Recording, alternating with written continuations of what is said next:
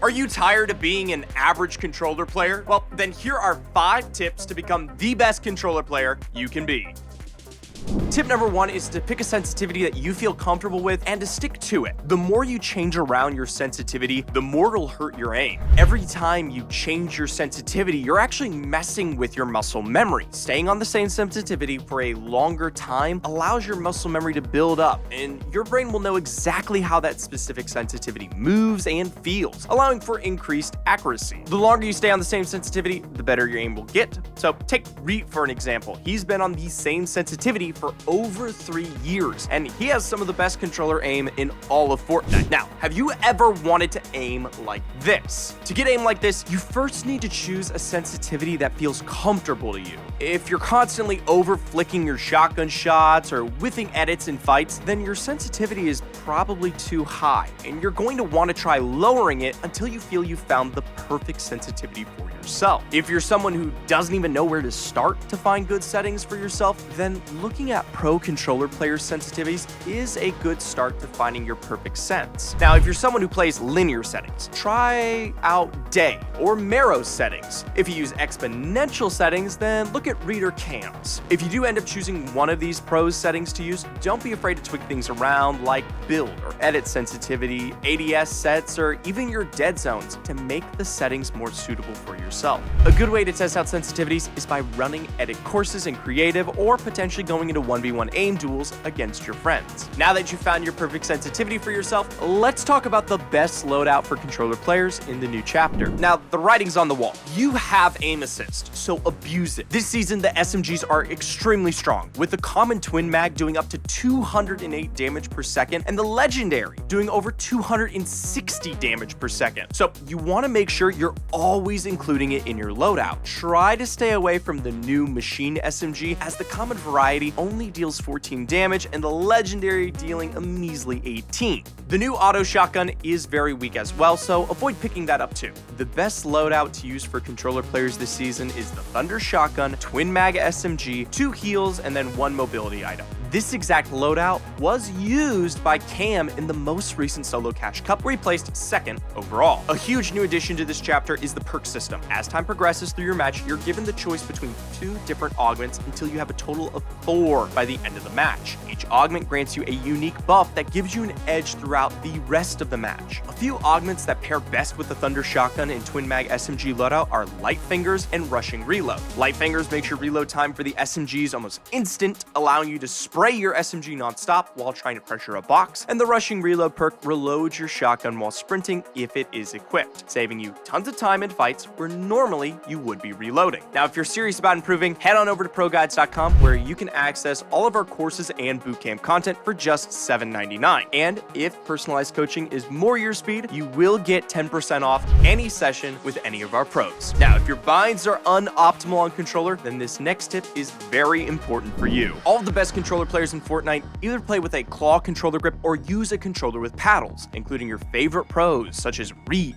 Cam, Day, Marrow, and even Lechi. If you don't use either of these, you're putting yourself at a huge disadvantage because you won't be able to have the most optimal binds. Now, the thought of switching from no paddles to a controller with paddles might be scary to you, but I promise, using a controller with paddles allows you to have the most optimal binds possible because you can bind the face buttons on your controller to the paddles on the back. Now, this allows you to bind things like jump, reload, and switch mode to the back paddles instead of having to press the face buttons with your thumb. Back in chapter 1 of Fortnite, when I switched to paddles, I was the worst player in the lobby for a few days straight until I started getting used to my bind. So if you do end up switching, don't feel discouraged after a few games and maybe just botting out. If you don't play claw or use paddles and you use your thumb to press binds such as pickaxe, jump, edit, and switch mode, you are putting yourself at a huge disadvantage because you have to take your thumbs off of your right stick to press those buttons, which can cost you during fights. Now, if you do end up switching to claw or paddles, the first thing you're going to want to do is to go in creative and learn the new binds. Try your best to free build a little bit, but I would recommend not going into an actual game for at least 1 day. Once you feel as if you know your binds just a little bit, start going into actual games and get into engagements. Okay, at first, it is going to feel really uncomfortable when you get into a fight for the first time on your new binds. You might mess up a ton, and that is okay. The more and more fights you get into on your new binds, the more muscle memory you'll grow, and eventually you'll be fully used to your new optimal binds. Now that you've got the most optimal binds, let's talk about how to be more consistent with your builds and edits. You don't have to be flashy to be a pro on controller, you just have to be consistent with aim and edits. Being slow and consistent is better than being fast and missing edits all the time. Just think about all the fights you could have won or ended sooner if you didn't miss a single edit during the fight. Now don't get me wrong, being able to edit fast is nice, but it is way better to have consistent edits rather than fast and sloppy ones. A good way to improve on consistent edits is through edit courses in Creative. While you're in these edit courses, record your time so you can track your progress, and you will see a dramatic improvement in a few days, and edits that you couldn't hit at first will become muscle memory. And then you'll start going full speed through these edit courses and hit all the edits you struggled with at first. Something else that you should do all the time to work on building and editing is free building in Creative. Now, if you struggle with consistent builds and edits, try free building to the max height slowly, but while focusing on not messing up a single time. On the other hand, if you feel as if your builds and edits are very consistent but a little slow, try ramping up the speed a bit. The great thing about free building is that it is just you by yourself on your own island. If you mess up,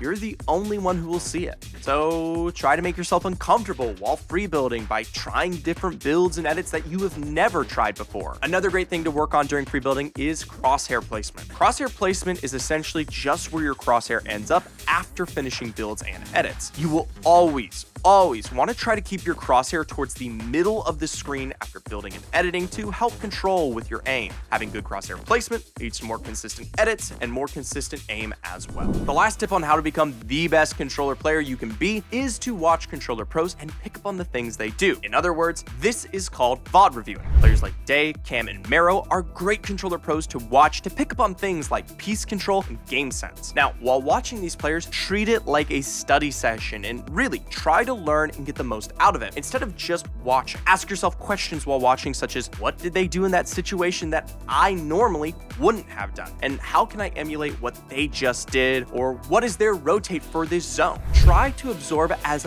much information as you can while watching these top pros and start to implement strategies they use into your own games. Now, once you're in a situation that you've watched a pro player in before, you can think to yourself, what did this pro do during this situation? And you can literally use their strategies whenever you find yourself in situations you've watched before. After VOD reviewing the pros, VOD review some of your own games that didn't go too well and try to point out the mistakes you made during that game. The more and more you watch these pros and absorb information, the more time you'll notice you're doing exactly what they do in different situations, and the muscle memory will keep growing. Well, that wraps things up for today's Fortnite fam. Did you enjoy the video? Be sure to leave a like and ring that bell to stay up to date with all the latest and greatest tips and tricks we have to offer. Also, feel free to leave a comment and let us know if there's anything you would be interested in learning more about. To recap, you should pick a sensitivity that you feel comfortable with and stick to it. Use the optimal controller loadout this season. Try out claw grip or paddles. Stop trying to be flashy. And lastly,